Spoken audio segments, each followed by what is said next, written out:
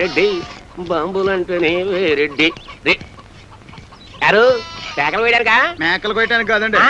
పేకలు కొయ్యడానికి. నీ మొగుడు 3 ముక్కలు 6 పెగ్గులతో వర్తిల్లాలని తిరుపతి వెళ్ళి మొక్కుని రా. అక్కర్లేదండి తిరుపతే మీ దగ్గరకు వచ్చింది. కాకపోతే మీ పరపతే కొండ ఎక్కితే డేంజర్. జోక్ చేస్తున్నావా? ఫుల్ గా సీరియస్. బాంబుల పుల్లారెడ్డి గుండెల్లోనే బాంబులు పేలుస్తున్నావా? సంచి ఏమిటి చించేది గోలి సంచి? అవతల కత్తులు నరసింహారెడ్డి సినిమా తీస్తున్నాడు తెలుసా? తుప్పెట్టిన కత్తులతో కొత్తిమీర కట్టలు నరుక్కునేవాడు ఆడు సినిమా విశేషం రావు గోపాలరావు గారి మీద ఒట్టు. హీరో ఎవరు? నువ్వా? ఈస్ట్ వెస్ట్ లాంటి ఇద్దరు హీరోలు ఉండగా వేస్ట్ గా నాతో ఎందుకు తీస్తారండి? యువరత్న యువ సామ్రాట్ వాళ్ళ ఇంట్లోనే ఉన్నారు కదా.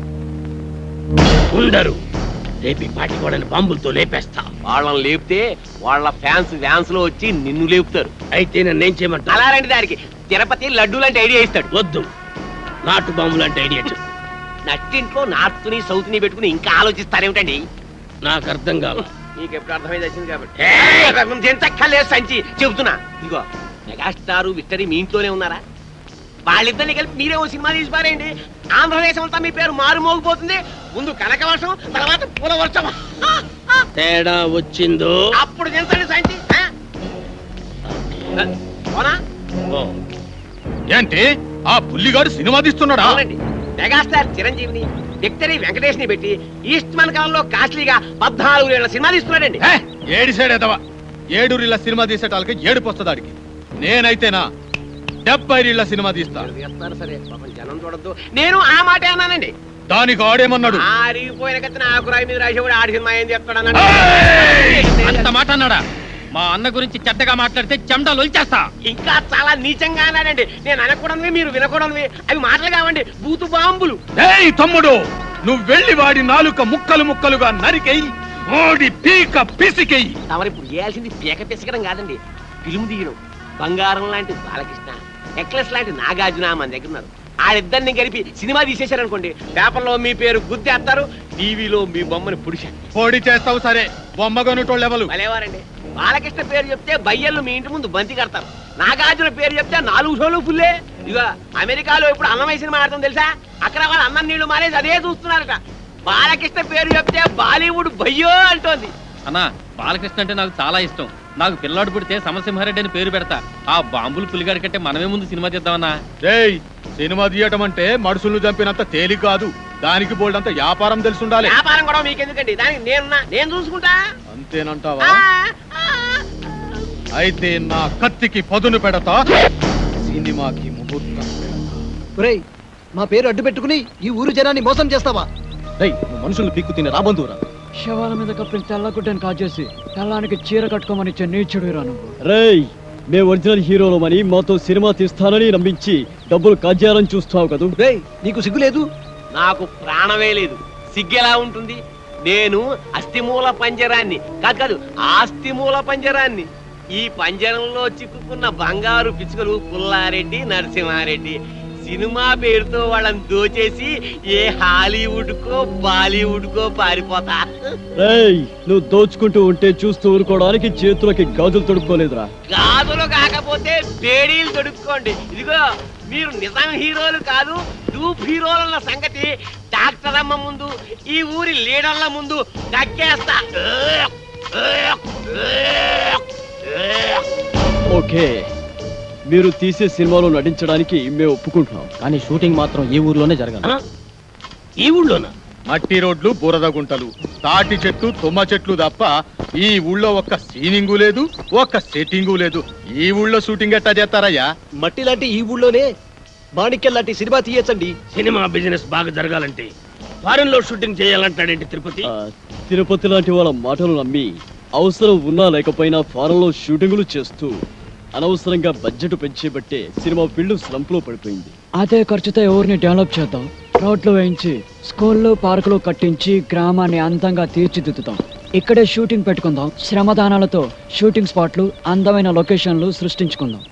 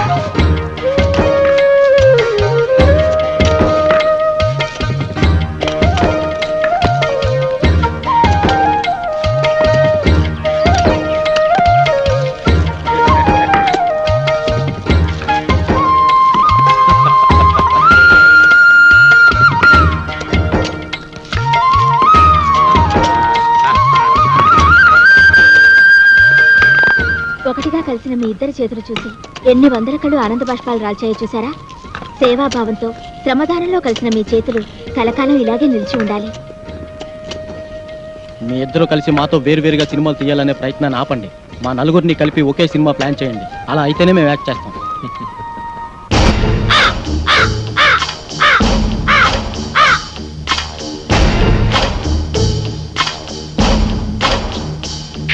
సోదర సోదరీమణులారా, నలుగురు హీరోలు గాయపడితే వాళ్ళని కంటికి రెప్పలా కాపాడి అప్పున చేర్చుకున్న చరిత్ర మీ గ్రామానిది. అయితే ఆ హీరోలు తమ రుణం తీర్చుకున్నామన్న ఉద్దేశంతో ఈ ఊళ్ళో ఒక కాలేజీ, ఒక బస్ డిపో, ఒక ఆసుపత్రి, ఒక టెలిఫోన్ ఎక్స్చేంజ్ కట్టాలని కలగంటున్నారు. దాన్ని చాలా డబ్బు కావాలి కదండి. అదే చెప్తున్నా. పాయింట్ ఏమిటంటే ఒక హీరో నటించిన చిత్రమే కోట్ల రూపాయలు కట్ చేస్తున్నప్పుడు నలుగురు హీరోలు మన దగ్గర ఉండి వాళ్ళంతా కలిసి నటిస్తే కనకవర్షం కురుస్తున్న సంగతి మీకు చెప్పక్కర్లేదు. ఆ డబ్బుతోనే కట్టిస్తారు.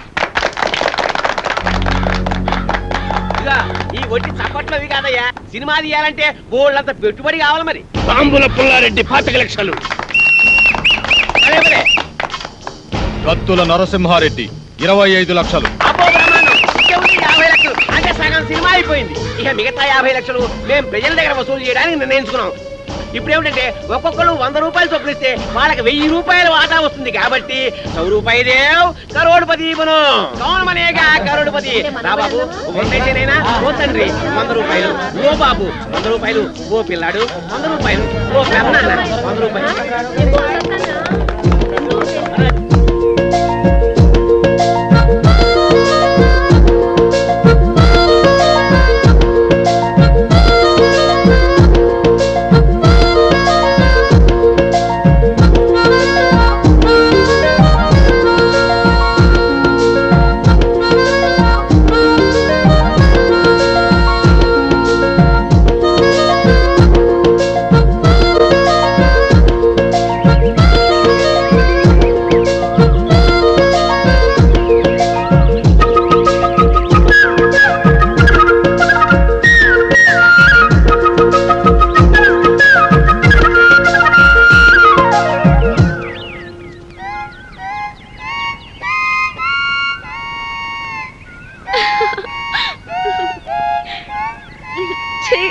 ప్లీజ్ మీ రాగాలాపనను ఆపకండి. మీ పాటకు ఆనకట్ట వేయకండి. ఇన్నాళ్ళకి మీ మొహంలో ఆనందాన్ని చూస్తున్నాం. ఇప్పుడు మీరు ఆనందానికే కేరా పెట్టోస్ లాగా ఉన్నారు. అవును, ఈరోజు నిజంగానే చాలా సంతోషంగా ఉన్నాను. ఈ గ్రామ అభివృద్ధి కోసం నేను కన్న కలలు వాస్తవ రూపం దాలుస్తున్నాయి. Now I'm very happy. ఈ రోజు మిమ్మల్ని చూస్తుంటే పికాసో చిత్రం ప్రాణాలు పోసుకొని రాగాలు పొత్తునట్టు ఉంది. మోనాలిసా కదిలి వచ్చి అందరూ జలిపించినట్టు ఉంది. ఆహా, నిజంగానా? అవునండి.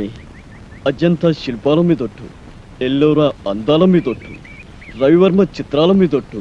వెన్నెల గారు, నేను కవిత్వాలు ఇంకా బాగా చెప్తానండి. వాడే కాదండి, ఈ బంగారు బుల్లోడు బంగారా లాంటి కవితలు బాగా చెబుతాడు. ఈ ఘరానా పుల్లడు ఘరానా కవితలు చెప్తాడండి. సరే చెప్పండి. వెన్నెల గారు, మీ ముఖంలో ఆనందం చూస్తుంటే ఈ గడ్డి పరక నడ్డి ఊపుతూ డాన్స్ చేసినట్టుందండి. ఆ బండరాయి గుండెలు బాదుకుంటూ శివరంజని రాగాన్ని ఆలాపిస్తున్నట్టుంది. ఆకాశంలోని కాకిపిల్ల కోకిలుగా మారి కీరవాణి రాగాన్ని కావ్ కావ్ అంటూ ఆలపిస్తున్నట్టుగా ఉందండి. అబ్బా,